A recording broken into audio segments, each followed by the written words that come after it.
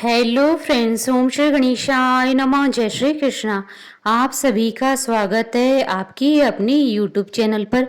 Friends, आज हम आपको इस वीडियो में बताने जा रहे हैं अधिक मास अर्थात पुरुषोत्तम मास महात्म्य के 13वें अध्याय की कथा के बारे में। फ्रेंड्स, वीडियो शुरू करने से पहले आपसे रिक्वेस्ट है, अगर आप हमारे चैनल पर नए हैं और आपने अभी तक चैनल को सब्सक्राइब नहीं किया है तो प्लीज़ सब्सक्राइब कीजिएगा चैनल को, साथ ही प्रेस कीजिएगा बेल आइकन को, जिससे नए वीडियो से रिलेटेड नोटिफिकेशन आपको तुरंत प्राप्त हो सके। और वीडियो पसंद आने पर वीडियो को लाइक और शेयर जरूर कीजिएगा ताकि सभी भक्तों को इस वीडियो का लाभ प्राप्त हो सके। और कमेंट बॉक्स में ओम श्री गणेशाय नमः जरूर लिखिएगा। श्री गणेश जी को प्रणाम करते हुए पुरुषोत्तम भगवान श्री कृष्ण जी, संपूर्ण सृष्टि का पालन करने वाले भगवान विष्णु जी, ज्ञान प्रदान करने वाली माता सरस्वती जी, सब पुराणों के कर्ता श्री व्यास जी तथा सभी ज्ञानी जनों के चरण कमलों में नमस्कार करके भगवान की श्रद्धा और भक्ति रस में डूबे हुए पुरुषोत्तम मास महात्म्य की कथा कहते हैं। पुरुषोत्तम मास महात्म्य 13वां अध्याय प्रारंभ। ऋषि बोले, हे सूत, हे महाभाग, हे सूत, हे बोलने में श्रेष्ठ, पुरुषोत्तम के सेवन से राजा दृढ़धनवा शोभन राज्य, पुत्र आदि तथा पतिव्रता स्त्री को किस तरह प्राप्त किया और योगियों को भी दुर्लभ भगवान के लोक को किस तरह प्राप्त हुआ। हे तात, आपके मुख कमल से बार बार कथा सार सुनने वाले हम लोगों को अमृत पान करने वालों के समान कथा अमृत पान से तृप्ति नहीं होती है। इस कारण से इस पुरातन इतिहास को विस्तार पूर्वक कहिए। हमारे भाग्य के बल से ही ब्रह्मा ने आपको दिखलाया है। सूत जी बोले, हे विप्र, सनातन मुनि नारायण ने इस पुरातन इतिहास को नारद जी के प्रति कहा है। वही इतिहास मैं आप लोगों से कहता हूँ। मैंने जैसा गुरु के मुख से राजा दृढ़धनवा का पाप नाशक चरित्र सुना है, उसको सब मुनि श्रवण करे। श्री नारायण बोले, हे ब्रह्मन नारद, सुनिए, मैं पवित्र करने वाली गंगा के समान राजा दृढ़धनवा की सुंदरता प्राचीन कथा कहूंगा।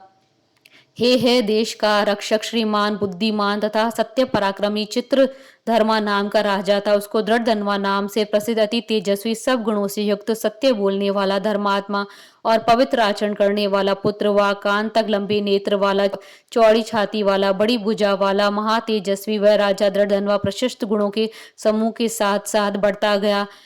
वह चतुर राजा दृढ़धनवा प्रसन्नता के साथ गुरु के मुख से एक बार कहने मात्र से पूर्व में पढ़े हुए के समान व्याकरण आदि 6 अंगों के 4 वेदों का अध्ययन कर, गुरु को दक्षिणा देकर और विधि पूर्वक उनकी पूजा कर, बुद्धिमान राजा गुरु की आज्ञा से पिता चित्रधर्मा के पुर को गया। अपने नगर में वास करने वाले प्रजावर्ग के नेत्रों को आनंदित करता हुआ जिस पुत्र को देखकर राजा चित्रधर्मा भी अत्यंत हर्ष को प्राप्त हुआ। पुत्र जवान हो, संपूर्ण धर्म को जानने वाला हो और प्रजा पालन में समर्थ हो, इससे बढ़कर संसार शून्य संसार में और क्या यथार्थ कुछ नहीं है। अब मैं 2 भुजा वाले मुरली वंशी को धारण करने वाले, प्रसन्न मुख वाले, शांत तथा भक्तों को अभय देने वाले श्री कृष्णचंद्र जी की आराधना करता हूँ। जिस तरह ध्रुव, अम्बरीश, तारती, यायाति, प्रमुख राजा, शिवी, रंतिदेव, शशिबिंदु, भागीरथ, भीष्म, विदुर, दुष्यंत और भरत, पृथु, उत्तानपाद, प्रहलाद, विभीषण, ये सब राजा तथा अन्य राजा लोग भी अनेक लोगों को त्याग कर इस अनित्य शरीर से पुरुषोत्तम भगवान की आराधना कर नित्य सदा रहने वाले विष्णु पद को चले गए। उसी तरह स्त्री, मकान, पुत्र आदि में स्नेह में बंधन को तोड़कर वन में जाकर हरि का सेवन करना हमारा भी कर्तव्य है। ऐसा मन में निश्चय कर समर्थ राजा दृढ़धनवा को राज्य का भार देकर स्वयं विरक्त हो शीघ्र पुलह ऋषि के आश्रम को चला गया। वहां जाकर संपूर्ण कामनाओं से निष्प्रय हो और भोजन को त्याग कर हर समय मन से श्री कृष्णचंद्र जी का स्मरण करता हुआ तप करने लगा। कुछ समय तक तप करके वह राजा चित्रधर्मा हरि भगवान के परम धाम को चला गया। राजा दृढ़धनवा ने अपने पिता की वैष्णवी गति को सुना। उस समय पिता के परम धाम गमन से हर्ष और वियोग होने से शोक युक्त राजा दृढ़धनवा पितृ भक्ति से विद्वानों के वचन में स्थित पारलौकिक क्रिया को करने लगा। नीति शास्त्र में विशारद राजा दृढ़धनवा अत्यंत शोभित पवित्र पुष्करा पर्वत नगर में राज्य करने लगा। अच्छे स्वभाव वाली विदर्भ राज की कन्या उसकी स्त्री गुण सुंदरी नाम की थी। पृथ्वी पर रूप में उसके समान कोई दूसरी स्त्री नहीं थी। उस गुण सुंदरी ने सुंदर, चतुर, शुभ आचरण करने वाले 4 पुत्रों को उत्पन्न किया और संपूर्ण लक्षणों से युक्त चारुमती नाम की कन्या को उत्पन्न किया। चित्रवाक, चित्रवा, मणिमान और चित्रकुंडल नाम वाले ये सब बड़े मानी शूर अपने अपने नाम से विख्यात होने लगे। राजा दृढ़धनवा सर्वगुणी, प्रसिद्ध, शांत, धान्य, दृढ़ प्रतिज्ञ, रूपवान, गुणवान, वीर, श्रीमान, स्वभाव से सुंदर, 4 वेद और व्याकरण आदि 6 अंगों को जानने वाला, वाक चतुर, धनुर्विद्या में पूर्ण, काम, क्रोध, लोभ, मोह, मद और आत्सर्य को जीतने वाला, शत्रु समुदाय को नाश करने वाला, क्षमा में पृथ्वी के समान, गंभीरता में समुद्र के समान, पितामह ब्रह्मा के समान, प्रसन्नता में शंकर के समान, एक पत्नी व्रत में एक ही स्त्री से विवाह करने का व्रत करने वाला, दूसरे रामचंद्र के समान, अत्यंत उग्र पराक्रमशाली, दूसरे कीर्तिवीर अर्थात सहस्त्रार्जुन के समान था। नारायण बोले, एक समय रात्रि में शयन करते हुए राजा दृढ़धनवा को चिंता हुई कि अहो, यह वैभव किस महान पुण्य के कारण हमें प्राप्त हुआ है। न तो हमने कोई तप किया है, ना तो दान किया है, ना ही कोई कुछ हवन किया है। मैं इस भाग्योदय का कारण किससे पूछूं। इस प्रकार चिंता करते हुए राजा दृढ़धनवा की रात्रि बीत गई। प्रातःकाल ब्रह्म मुहूर्त में उठकर विधि पूर्वक स्नान कर, उदय को प्राप्त सूर्य नारायण को उपस्थान कर, भगवान की कला की पूजा कर अर्थात देव मंदिरों में जाकर देवता का पूजन कर, ब्राह्मणों को दान देकर तथा नमस्कार करके घोड़े पर सवार हो गया। उसके बाद शिकार खेलने की इच्छा से शीघ्र वन को गया। वहां पर बहुत से मृग, वराह, सिंह और गवाइयों अर्थात चवरी गाय का शिकार किया। उसी समय राजा दृढ़धनवा के बाण से घायल होकर कोई मृग बाण सहित शीघ्र एक वन से दूसरे वन को चला गया। रुधिर गिरे हुए मार्ग से राजा भी मृग के पीछे गया, परंतु मृग कहीं झाड़ी में छिप गया और राजा उस वन में ही उसे ही खोजता ही रहा। प्यास से व्याकुल राजा ने समुद्र के समान एक तालाब को देखा। वहां जल्दी से जाकर पानी पीकर तीर किनारे पर चला आया।